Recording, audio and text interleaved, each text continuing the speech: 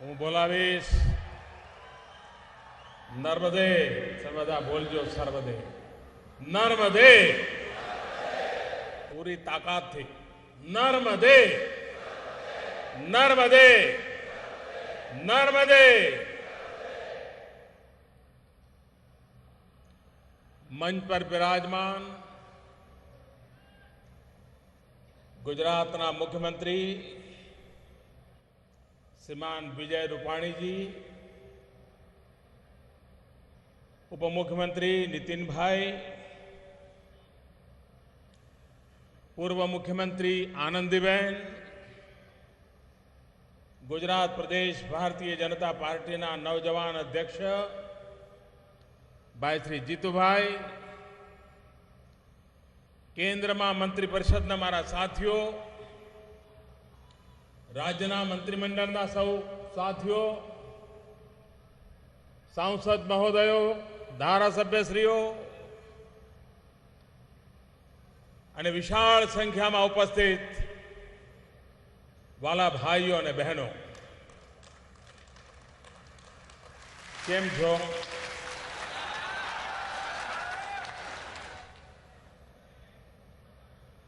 તમે મોકલ્યો તો એવો ને એવો છો કે કઈ ફેર પડ્યો છે?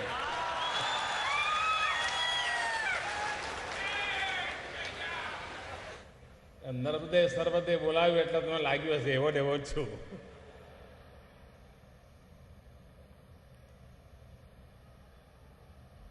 હું ગુજરાત સરકારનો આભારી છું કે આવા એક મહત્વના પ્રસંગે મને ભાગીદાર બનવાનો અવસર મળ્યો.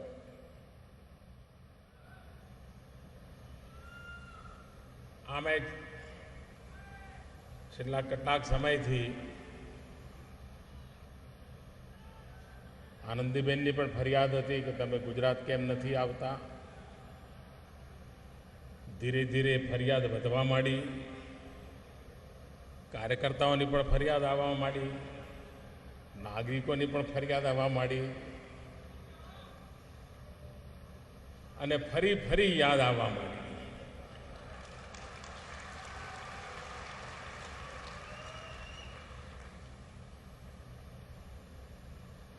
ગુજરાતની આ ફરિયાદ મને શિરોમાન્ય છે, પરંતુ આપ જાણો છો કે જ્યારે અહીંથી હું ગયો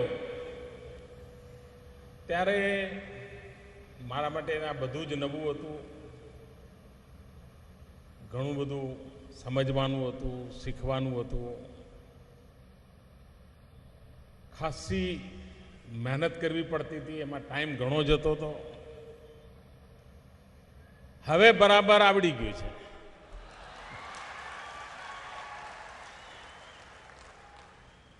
એટલે હવે તમારી ફરિયાદ નહીં રહેવા દો.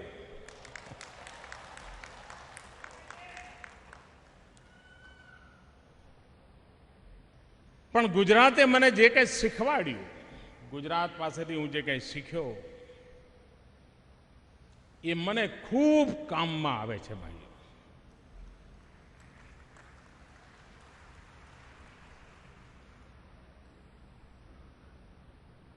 અને એનો લાભ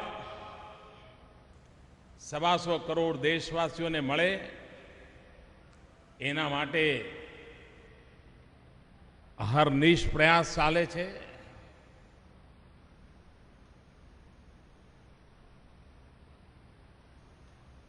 ગુજરાતમાં નર્મદા યોજના, સૌની યોજના, પાણીની ચિંતા, આ બધાની વચ્ચે જ્યારે હું ગુજરાતમાં નવો મુખ્યમંત્રી બન્યો અને ખેડૂતોને કહેતો હતો કે ભાઈ તમે આ વીજળી માટે આંદોલનો કરવાનું, આ વીજળી માટે જે સંઘર્ષ કરીએ છીએ એ રસ્તો ખોટો છે. ખેડૂતે ધ્યાન કેન્દ્રિત કરવાની જરૂર છે, વીજળી નહીં પાણી. મને બરાબર યાદ છે શરૂઆતના 2-3 વર્ષ હું કોઈને મારી વાત સમજાવી નહોતો શકતો. અમારા વિચારને ભરેલા લોકો પણ મારી સામે આંદોલન કરતા હતા, ભૂખ હડતાલ પર બેસતા હતા. હું જ્યાં જઉં ત્યાં પૂતળા બારતા હતા. અને હું અડગ રહ્યો કે નહીં ભાઈ, આપણે ધ્યાન કેન્દ્રિત કરીએ પાણી ઉપર. અને આજે અત્યંત સંતોષ સાથે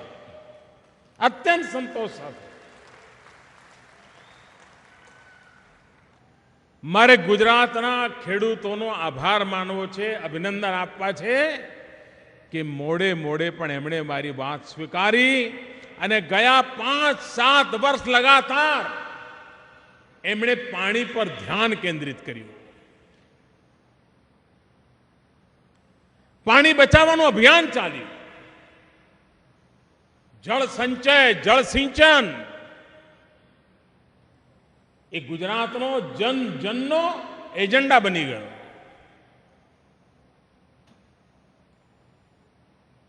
પાણીના તળ નીચા જતા હતા, એ ધીરે ધીરે ઉપર આવવા માંડ્યા. 6 લાખ જેટલા ચેક ડેમ, બોરીબંધ, ખેત તલાવડી એક મોટું આંદોલનનું રૂપ લઈ લીધું. કોઈ કલ્પના કરી શકે કે કચ્છમાં જ્યાં ધૂળની ડમરી સિવાય કાંઈ ન હોય, જ્યાં પાણી બીએસએફના જવાનોને પીવા માટે ઊંટ પર પાણી લાવવા પડતા હતા, એ છેક ખાવડા સુધી નર્મદાનું પાણી પહોંચ્યું હોય.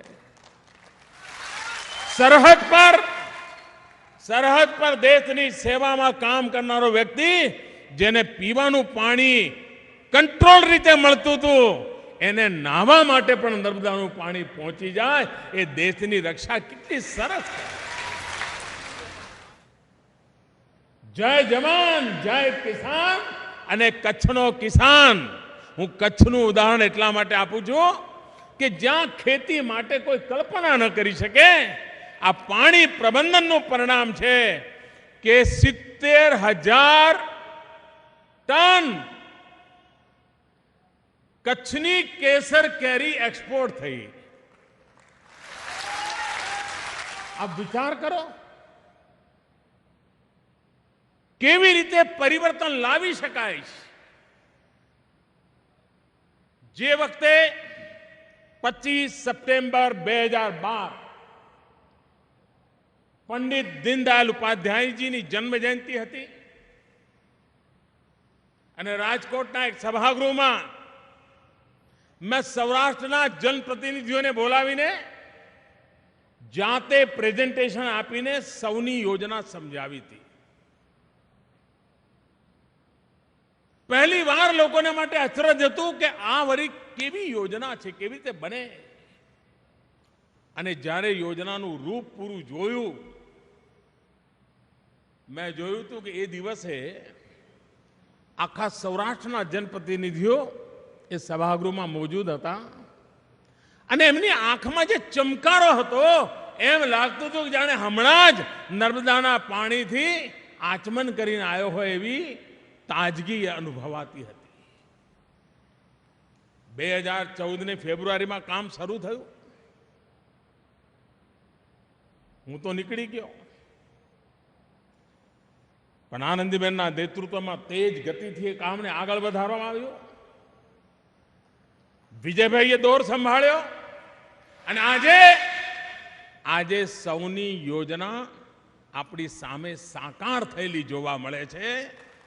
પાણીનો જે ધોધ ભલાને અચરજ કરાવી દે કે ક્યાં નર્મદા મૈયા કેટલા કિલોમીટર દૂર, અને આપણું કાઠિયાવાડ તો ઊંધી રકાબી જેવું છે. ચોટીલા અને જસદણ એ ટોપ પર અને બાકી બધો નીચે ઢોળાવો છે. પાણી ઉપર ચડાવવું પડે. એક પ્રકારે ટેકનિકલ બાબતોમાં આટલું મોટું નેટવર્ક વિપરીત પરિસ્થિતિમાં ઊભું કરવું અને સાકાર કરવું, એ ગુજરાતની નાની સૂની સિદ્ધિ નથી ભાઈઓ. એકે એક ગુજરાતી ગર્વ કરે એવી આ સિદ્ધિ છે. અને દેશવાસી પણ આટલી મોટી એન્જિનિયરિંગની કમાલ જુએ, પાણીના મહાત્મ્યને સમજે, તો સમગ્ર દેશવાસી માટે પણ આ ગૌરવપૂર્ણ ઘટના છે.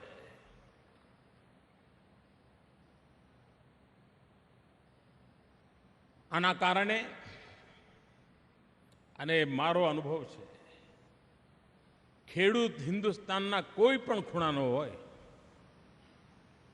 એને જો ખેતરમાં પાણી મળી જાય ને તો માટીમાંથી સોનું પેદા કરવાની એની અદ્ભુત તાકાત.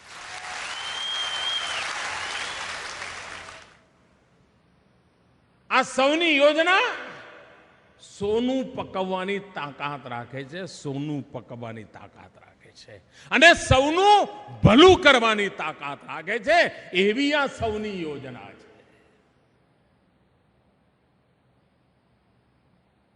એક નદી જીવનને કેટલું તારી શકે એ માં નર્મદાએ આપણને શીખવાડ્યું છે.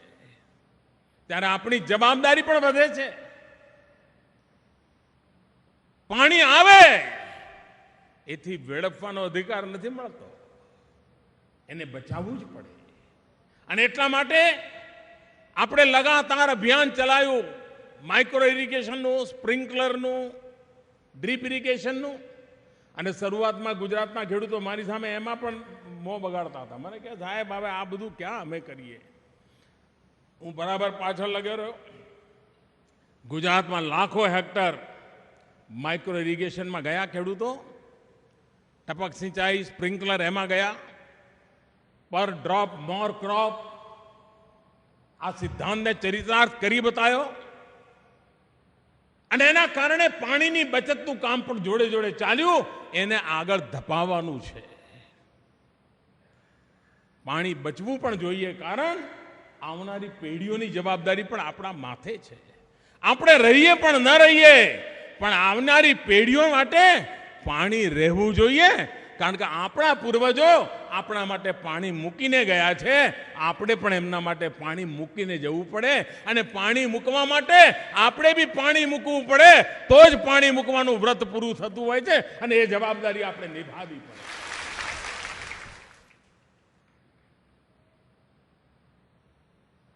115 ડેમ, આમ કલ્પના તો કરો, આમ ભરાયેલા હશે તરબતર.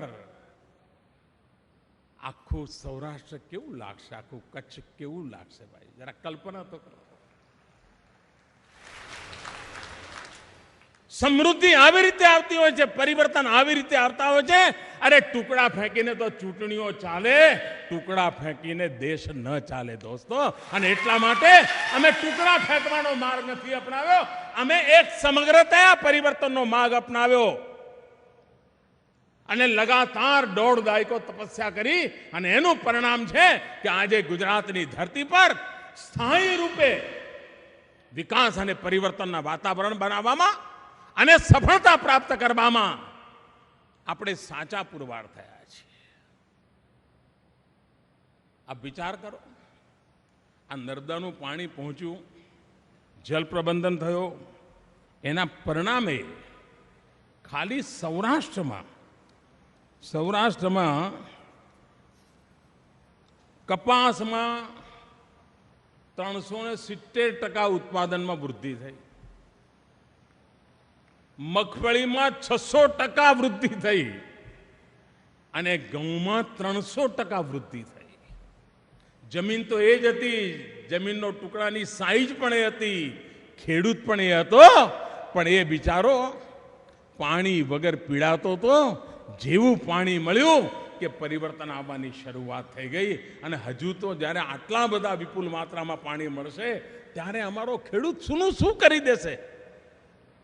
આ તાકાત કેટલી મોટી છે, અને એનું પરિણામ આવશે.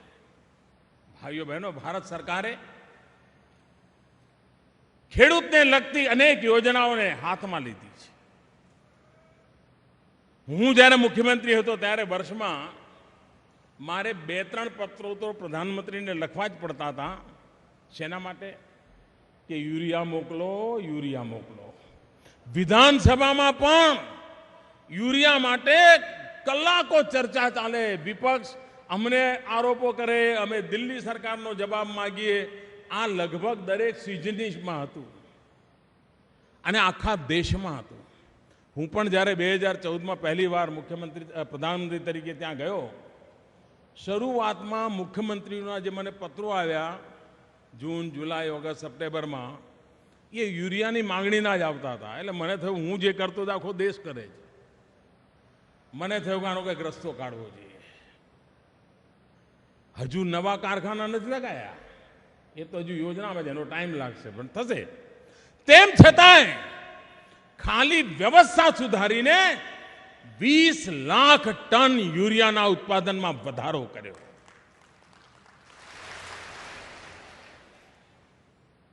આપણે યુરિયાનું નીમ કોટિંગ કર્યું. નીમ કોટિંગ કોઈ જૂની સરકારોને ખબર નહોતી એવું નહીં, એમને ખબર હતી. એમણે પણ સાંભળ્યું હતું, પણ એમને એમ લાગતું હતું કે 1 લાખ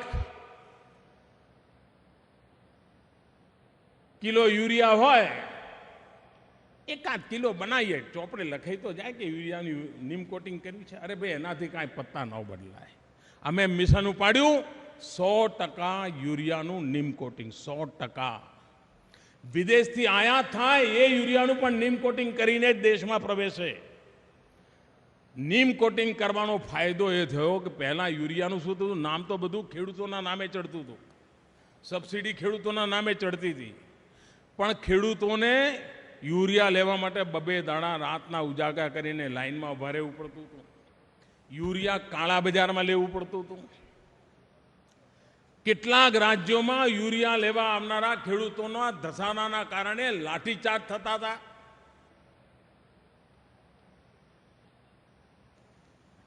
છેલ્લા કેટલાય સમયથી આપણે યુરિયાની ખોટ બાબતમાં એક પણ સમાચાર નથી આવ્યા. જ્યાં જેટલું જોઈએ, જ્યારે જોઈએ એટલું યુરિયા પહોંચ્યું. કારણ નીમ કોટિંગ જ્યારે નહોતું થતું ત્યારે આ યુરિયા સબસિડી ભારત સરકારની ખેતરમાં નહોતું જતું, કેમિકલના કારખાનામાં જતું હતું. એ સસ્તા રો મટીરિયલ તરીકે ઉપયોગ થતો હતો, એની પ્રોસેસ થતી હતી, કેમિકલ પ્રોડક્ટ બનાવીને વેચાતું હતું. નીમ કોટિંગ પછી ગમે તેવી મોટી ફેક્ટરી હોય, ગમે તેવી ટેકનોલોજી હોય, 1 ગ્રામ યુરિયા પણ હવે કેમિકલ વાળાના કામમાં આવતું બંધ થઈ ગયું. ભ્રષ્ટાચાર પણ ગયો, બેઈમાની ગઈ, ચોરી ગઈ, લૂંટ ગઈ અને ખેડૂતની મુસીબત પણ ગઈ અને પરિણામે એને યુરિયા મળતું થયું. આ કામ આવી રીતે કરાય એ આપણે કરી બતાવ્યું. ભાઈ,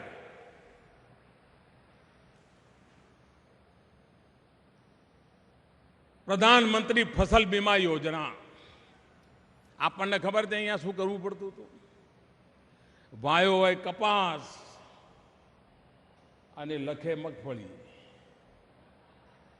અને જ્યારે વીમો પાકવાની વાત આવે ત્યારે ઝઘડા ચાલે. પેલો કે ના તે તો કપાસ વાવ્યો હતો, પેલો કે ના સાહેબ મગફળી વાવી હતી, પેલો કે પુરવાર કરતા, પુરવાર થાય નહીં અને રૂપિયા લટક્યા કરે.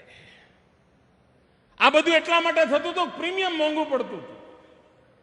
પહેલી વાર આ દેશમાં પ્રધાનમંત્રી ફસલ વીમા યોજના એવી ઇન્ટિગ્રેટર લઈ આવ્યા છે કે જેના કારણે 2% કે 1.5% સમગ્ર દેશમાં એક જ પ્રકારનો પ્રીમિયમનો દર, અને ક્યાંય વધારે આવે તો સરકારની તિજોરીમાંથી નાખવામાં આવશે. ખેડૂત પાસેથી 2% અને 1.5%, અને ફળફળાદી હોય તો 5%. આવો એક એવી ફસલ વીમા યોજના લાવ્યા. અને એટલું જ નહીં, ખેડૂતે વાવણી ન કરી હોય, એણે બેચારાએ અખાત્રીજના દાડે વાવણી કરવાનું નક્કી કર્યું હોય, બધું રેડી રાખ્યું હોય, આખો જૂન મહિનો રાહ જુએ, ટીપું પાણી ન પડે, જુલાઈ મહિનો રાહ જુએ, ટીપું પાણી ન પડે, ઓગસ્ટ મહિનો રાહ જુએ, ટીપું પાણી ન પડે. હવે એણે તો કશું વાવેતર કર્યું જ નથી, તો એનું બરબાદ કાંઈ થાય નહીં. તો આવા માળા ખેડૂતની જિંદગીનું શું થાય? આપણે એવો પ્રધાનમંત્રી ફસલ વીમા યોજના લાવ્યા કે જેના કારણે વરસાદના અભાવે વાવેતર ન કરી શક્યો હોય તો પણ અગર જો વરસાદ નથી આવ્યો, પાકું થઈ જાય તો વાવણી ન કરી તેમ છતાંય એને મર્યાદિત રૂપમાં વીમાના પૈસા મળશે અને એનું વર્ષ નીકળી જશે. આની ચિંતા આપણે. ઘણીવાર ખેડૂત સરસ મજાનો વરસાદ આવ્યો હોય, ખેતી સરસ થઈ હોય, પાક સરસ થયો હોય અને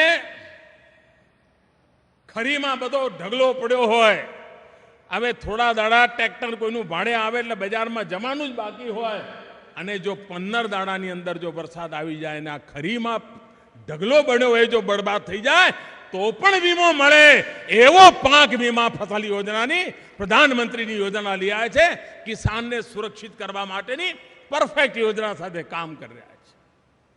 ભાઈઓ બહેનો, આપણને ખબર છે એક જમાનો હતો કે જ્યારે પાર્લામેન્ટના મેમ્બરોને ગેસના કનેક્શનની 25 કૂપનો મળતી હતી અને લોકો એમપીની પાછળ ફર્યા કરે કે સાહેબ ગેસનું કનેક્શનનું કંઈ કરી આપો ને, તમારી પાસે એક કૂપન હશે આપો ને. એક ગેસનું કનેક્શન લેવા માટે એમપીના દરવાજાના ચપ્પલ ઘસી નાખવા પડતા હતા અને એક તો કેટલાક છાપામાં આવતું હતું, કેટલાક એવાય નીકળતા હતા કે જે આ કૂપન મળે એ બ્લેકમાં વેચતા હતા, એવાય નીકળ્યા હતા. ગેસનું કનેક્શન લેવું એટલે લોઢાના ચણા ચાવવા જેવું, એ આપણને બધાને ખબર છે. અને મધ્યમ વર્ગના પરિવારમાં છોકરાઓના લગ્ન થતા હોય ત્યારે વાતચીતમાં પૂછે તમારે ત્યાં ગેસ છે, ગેસનો ચૂલો છે? દીકરી દેવી હોય તો પૂછે. આવી ગેસનું મહત્વ વધી ગયું હતું અને છતાંય ગેસના કનેક્શન નહોતા મળતા. ભાઈઓ બહેનો, આપણે આશ્ચર્ય થશે, આ સરકારે બીડું ઉઠાવ્યું છે 2019 પહેલા 5 કરોડ ગરીબ પરિવારોને ગેસના કનેક્શન આપ્યા.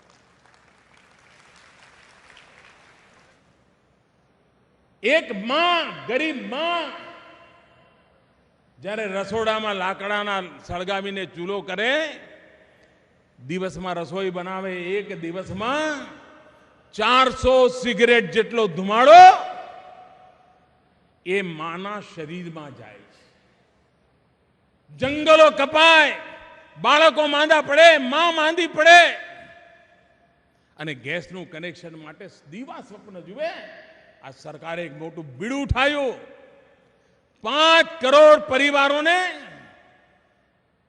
અને યોજના જાહેર કરી છે ત્યારથી અત્યાર સુધીમાં લગભગ 45 લાખથી 50 લાખ વચ્ચે ગેસના કનેક્શનો ગરીબ પરિવારને પહોંચી ગયા. હું ઉત્તર પ્રદેશનો સાંસદ છું. ઉત્તર પ્રદેશમાં જે પરિવારોને ગેસના કનેક્શન મળ્યા છે એમાં 45% દલિત પરિવારો છે. આપ વિચાર કરો કે કેવી રીતે સરકારો ભૂતકાળમાં ચાલી હશે. અને હિન્દુસ્તાનમાં પ્રધાનમંત્રી ઉજ્જવલા યોજના દ્વારા એક મિશન મોડમાં ગરીબ પરિવારોને શોધીને ગેસના કનેક્શન આપવાનું બીડું ઉઠાવ્યું છે. ભાઈઓ બહેનો, સરકાર કોઈ યોજના કરે અને કોઈ પરિવારને વર્ષે 1000 રૂપિયા, 1500 રૂપિયા, 2000 રૂપિયા રાહતની જાહેરાત કરે તો આખા દેશમાં જય જયકાર થઈ જાય. છાપાઓમાં હેડલાઇન હોય, ટીવી પર 24 કલાક ડિબેટ ચાલે. વાહ ક્યાં બાત હૈ, કેવા મુખ્યમંત્રી છે કે પેલા ભાઈને વર્ષે 1000 રૂપિયા એને મદદ કરી દીધી, કા 1500 મદદ કરી દીધી, કા 2000 મદદ કરી. તમને આશ્ચર્ય થશે મિત્રો, આપણો એલઈડી બલ્બનું કામ, ઘરમાં જે વીજળીનો ગોળો છે બદલીને એલઈડી બલ્બ લગાવવાનો. અને મારે આનંદીબેનને, વિજયભાઈને, નીતિનભાઈને અને આ બંનેની ટીમને અભિનંદન આપવા છે કે એમણે ગયા 100 દિવસ ગુજરાતમાં એલઈડી બલ્બ લગાવવાનું અભિયાન ચલાવ્યું.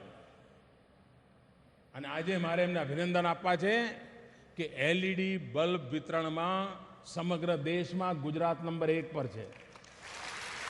2 કરોડ એલઈડી બલ્બ પહોંચાડવાનું કામ આપે પૂરું કરી દીધું છે અને હજુ તો કદાચ આ ગતિમાં તો બહુ જલ્દી કરી નાખશો.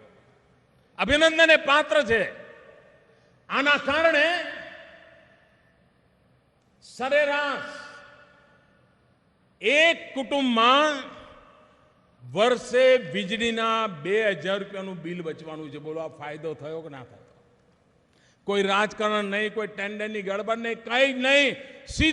સીધો સામાન્ય માનવીને ગુજરાતનો જે વપરાશનો હિસાબ છે એ પ્રમાણે સરેરાશ કોઈને 2200 મળે તો કોઈને 1800 મળે, કોઈને 2400 મળે તો કોઈને 1600 મળે, પણ સરેરાશ 2000 રૂપિયા ખાલી વીજળીમાં બચત થશે. 500 મેગાવોટ કરતા વધારે વીજળી બચત થશે અને હજારો ટન કાર્બન થતો બચી જશે. પર્યાવરણની મોટી સેવા થશે. આ કામ એલઈડી બલ્બ નરેન્દ્ર મોદી પ્રધાનમંત્રી બન્યા પછી સંશોધન નથી થયું, પરંતુ ભારત સરકારે મિશન મોડમાં આ કામ ઉપાડ્યું. રાજ્યો વચ્ચે સ્પર્ધા ચાલુ કરી. અત્યારે ગુજરાત, મહારાષ્ટ્ર, આંધ્ર, તેલંગાણા આવા રાજ્યો વચ્ચે બરાબર નેક ટુ નેક કોમ્પિટિશન ચાલે છે. એક અઠવાડિયામાં એ લોકો આગળ નીકળી જાય તો બીજા અઠવાડિયે ગુજરાત આગળ નીકળી જાય, એવું ચાલી રહ્યું છે. પણ મને ખાતરી છે ગુજરાત વેળાસર દરેક કુટુંબમાં એલઈડી પહોંચાડી દેશે. દરેક નગરપાલિકા, મહાનગરપાલિકામાં એલઈડી પહોંચાડશે અને ગુજરાતમાં સેંકડો મેગાવોટ વીજળી બચાવીને પર્યાવરણની પણ રક્ષા થશે. આવો મને પૂરો ભરોસો છે. ભાઈઓ બહેનો,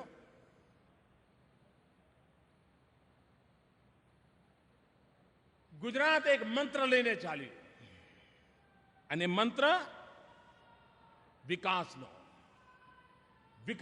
મંત્ર. અને આ વિકાસનો મંત્ર જ ગુજરાતના જાહેર જીવનને નવી ઊંચાઈઓ પર લઈ જશે. સમગ્ર દેશમાં વિકાસના મંત્રને લઈને આપણે આગળ ધપી રહ્યા છીએ અને આ વિકાસનો મંત્ર ગુજરાતની આશા આકાંક્ષાઓને જે રીતે પૂરી કરી એવી જ રીતે આ વિકાસનો મંત્ર પણ સમગ્ર દેશની આશા આકાંક્ષાઓને પરિપૂર્ણ કરવાની તાકાત ધરાવે છે. ભાઈઓ બહેનો, આજે ગુજરાતનું એક સંતાન, આજે ગુજરાતનો એક બેટો સમગ્ર દેશે એને પ્રધાનમંત્રી પદે સ્વીકાર કર્યો છે. આપણી મારી પાસે અપેક્ષાઓ સ્વાભાવિક હોય, પણ સાથે સાથે ગુજરાત એ વાતને ભલી ભાંતિ સમજે છે કે સમગ્ર દેશના કલ્યાણ માટે જ્યારે ગુજરાતના એક સંતાનની જવાબદારી આવી છે ત્યારે એ જવાબદારી પૂર્ણ કરવામાં ક્યારેય ગુજરાતનું આ સંતાન પાછી પાની નહીં કરે. ક્યારેય ગુજરાતને નીચું જોવું પડે એવું ક્યારેય નહીં કરે અને ગુજરાતના કલ્યાણના માર્ગને જે રીતે મેં આગળ ધપાવ્યો હતો એવી જ રીતે રાષ્ટ્રના કલ્યાણના માર્ગને પણ પૂરી તાકાતથી આપણે આગળ વધારીશું એવો મને પૂરો વિશ્વાસ છે. ભાઈઓ બહેનો, આવનારા દિવસમાં વિકાસની નવી ક્ષિતિજો પાર કરવી છે. આજે દુનિયા એમ કહે છે કે સમગ્ર વિશ્વમાં તેજ ગતિથી આગળ વધનારી ઇકોનોમી અગર કોઈ દેશની છે તો એ દેશનું નામ છે હિન્દુસ્તાન. દુનિયાના આર્થિક રીતે સંપન્ન દેશો પણ વિકાસની તેજ ગતિમાં ભારત આગળ નીકળી ગયું છે. વર્લ્ડ બેંક હોય, IMF હોય, ક્રેડિટ રેટિંગ એજન્સીઝ હોય, યુએનની એજન્સીઓ હોય, આ બધા જ એક સ્વરે કહી રહ્યા છે કે ભારતે ગતિ પણ પકડી છે, અને ભારતે દુનિયાની આવી મંદીના વાતાવરણમાં, ચારે તરફ મંદીનું વાતાવરણ છે, એ મંદીના વાતાવરણમાં પણ ભારતે પોતાની ગતિ, પોતાની દિશા બરાબર આગળ વધારી છે.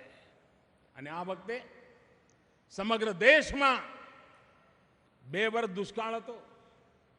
આ વખતે સમગ્ર દેશમાં ચોમાસાના કારણે વિકાસ નવી ઊંચાઈઓને પાર કરશે એવી પૂરી સંભાવના આપણે જોઈ શકીએ છીએ. ભાઈઓ બહેનો, આજે ગ્રામીણ સડક ગુજરાતમાં તો ઘણીવાર ગ્રામીણ સડક હોવી કે ન હોવી એ મુદ્દો લગભગ ભૂલાઈ ગયો છે. કારણ કે આપણે ત્યાં લગભગ મોટા ભાગના ગામડા પાકી સડકથી જોડાઈ ગયા છે. પણ આજે હિન્દુસ્તાનના અનેક ગામ એવા છે કે જે પાકી સડકથી વંચિત છે. આપણે બીડું ઉઠાવ્યું કે ગામડાના જીવનમાં બદલાવ લાવવો છે. પ્રધાનમંત્રી ગ્રામ સડક યોજનામાં તાકાત આપી. પહેલા એક દિવસમાં જેટલી સડક બનતી હતી એના કરતા સવાઈ સડકો એક દિવસમાં આજે બને એવી ઊંચાઈ પર કામની ગતિ આપણે લઈ ગયા છે. પ્રધાનમંત્રી કૃષિ સિંચાઈ યોજના, આ સૌની યોજનામાંથી જ પ્રેરણા મળીને આ યોજના બની છે. પ્રધાનમંત્રી કૃષિ સિંચાઈ યોજના દ્વારા સમગ્ર દેશમાં ખેતરોમાં પાણી પહોંચાડવાનું મોટું અભિયાન, મોટા પાયે પર બજેટનું એલોટમેન્ટ એની દિશામાં કામ કરી રહ્યા છે. રિવર ગ્રીડની વાત હજુ દેશના અનેક ભાગોમાં અજુબો છે. આજે આ સૌની યોજના અંતર્ગત નર્મદા યોજના સૌરાષ્ટ્રની 6 નદીઓ સાથે તો જોડાઈ ગઈ. નદીઓ જીવતી થાય એટલે જીવંત થઈ જાય એટલી એની તાકાત હોય છે. એ કામ આના દ્વારા થઈ રહ્યું છે. 6 નદીઓમાં તાકાત આવી ગઈ છે. ભૂતકાળમાં નર્મદાથી મહી અને સાબરમતી આપણે જોડ્યા હતા. આજે અહીંયા 6 નદીઓને એનો લાભ મળી રહ્યો છે. આવી જ રીતે સમગ્ર દેશમાં પ્રધાનમંત્રી કૃષિ સિંચાઈ યોજના દ્વારા હિન્દુસ્તાનના ખૂણે ખૂણે પાણી પહોંચાડવાનું એક ભગીરથ કામ પણ કરવાની નેમ સાથે સરકારે ગયા બજેટમાં એ કામની ઘોષણા કરી છે. ઘણીવાર લોકોને થાય, સાહેબ આ બધું કેવી રીતે શક્ય બને? કામ અઘરા છે, પણ અઘરા કામ લઈશું તો જ અઘરી સમસ્યાઓનું પણ સમાધાન થશે. હલકા ફુલકા કામો લઈશું તો અઘરી સમસ્યાઓનું ક્યારેય સમાધાન નહીં થાય. અને દેશ સમસ્યાઓના કાયમી નિકાલ માંગે છે. આ કાયમી નિકાલ માટેનું કામ દિલ્હીમાં ભારત સરકાર સ્પષ્ટ નીતિ સાથે, સાફ નિયત સાથે, ત્વરિત નિર્ણય સાથે અવિરતપણે કરી રહી છે અને જેનો લાભ સમગ્ર દેશને મળવાનો છે. હું ફરી એકવાર આ ગુજરાતની ધરતીને નમન કરું છું. જે માટીએ મને મોટો કર્યો, જે માટીએ મને આવડી મોટી જવાબદારી ઉપાડવા માટે યોગ્ય બનાવ્યો,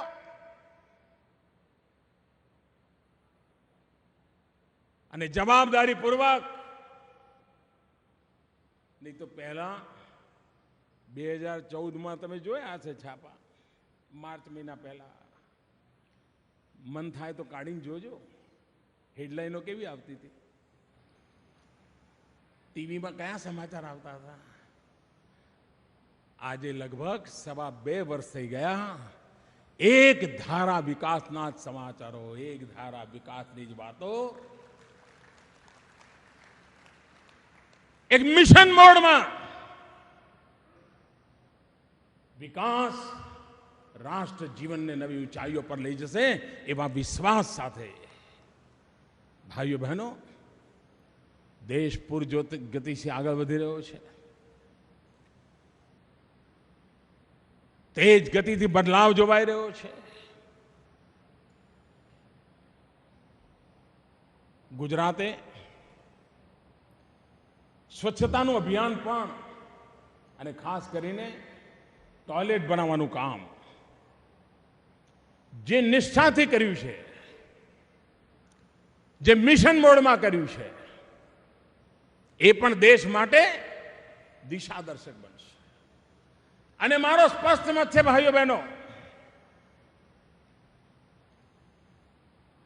સત્યાગ્રહ દ્વારા ગુલામી ગઈ, સ્વચ્છાગ્રહ દ્વારા ગંદકી કાઢીને રાખીશું. આઝાદીની લડતમાં સત્યાગ્રહનું મહત્વ હતું, તો ભારતના ઉજ્જવળ ભવિષ્ય માટે સ્વચ્છાગ્રહનું મહત્વ છે. સત્યાગ્રહની તાકાત ગુલામીની બેડીઓ તોડવામાં કામ આવી, તો સ્વચ્છાગ્રહની તાકાત ગંદકીમાંથી મુક્તિ માટેનો માર્ગ પ્રશસ્ત કરશે. ગુજરાત સ્વચ્છ અભિયાન તેજ ગતિથી આગળ વધારે, અને કામ સરકારનું નથી, સમગ્ર જનતા જનાર્દનનું છે. સરકાર કદાચ જાહેરાત કરતી હશે, યોજના કહેતી હશે, પણ જ્યારે સમાજ ઉપાડી લે ત્યારે પરિણામ મળતું હોય છે. તમે જોયું હશે, ગયા 1.5-2 વર્ષથી દરેક મીડિયા સ્વચ્છતાના કામની અંદર યોગદાન આપી રહ્યું છે. મીડિયાના લોકોએ સ્વચ્છતાના કાર્યક્રમને પોતાનો બનાવ્યો છે.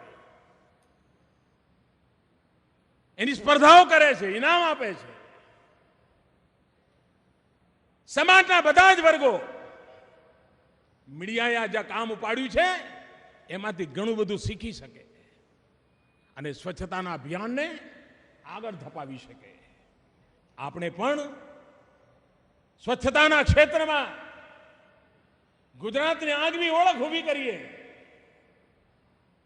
આપણી બેન દીકરીઓને ખુલ્લામાં શૌચાલય ન જવું પડે એની આપણે ચિંતા કરીએ. અને આપણે રિયો ઓલિમ્પિકમાં જોઈ લીધું, બેટી બચાવો ગુજરાતમાં આપણે વર્ષોથી કરતા હતા, અને બેટીઓએ રિયોમાં દેશની કેવી લાજ રાખી છે, કેવી ઇજ્જત વધારી છે. આ બેટીઓની તાકાત છે. હવે ભૂલ ન કરીએ, દીકરા દીકરીમાં અસમાન વ્યવહારની ભૂલ ન કરીએ. અરે દીકરીઓ પણ દીકરાઓ કરતા જરાય પાછી નથી, એ દુનિયાએ જોઈ લીધું છે. બેટી બચાવો, બેટી પઢાઓ. હવે લોકો કહે છે બેટી ખિલાઓ.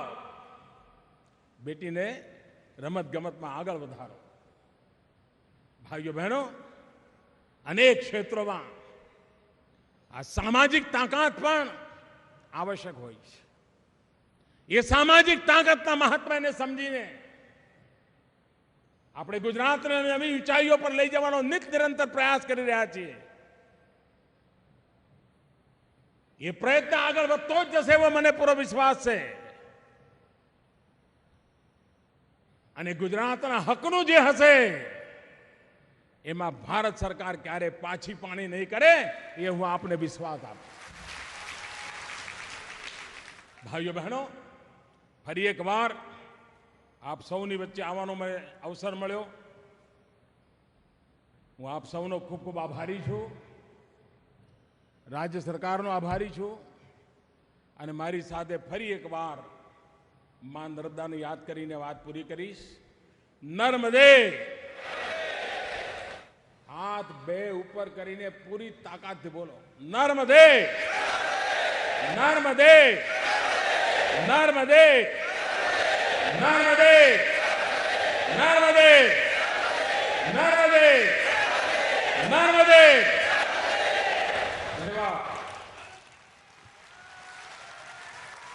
આપણા લોક લાડીના વડાપ્રધાન શ્રી નરેન્દ્રભાઈ મોદીએ જે માર્ગદર્શન આપ્યું છે એને આપણે સૌ પોતપોતાના સ્થાને ઊભા થઈને તાલીઓથી વધાવીએ. સ્ટેન્ડિંગ ઓવેશન માનીય વડાપ્રધાનશ્રીને આપણે આપીએ.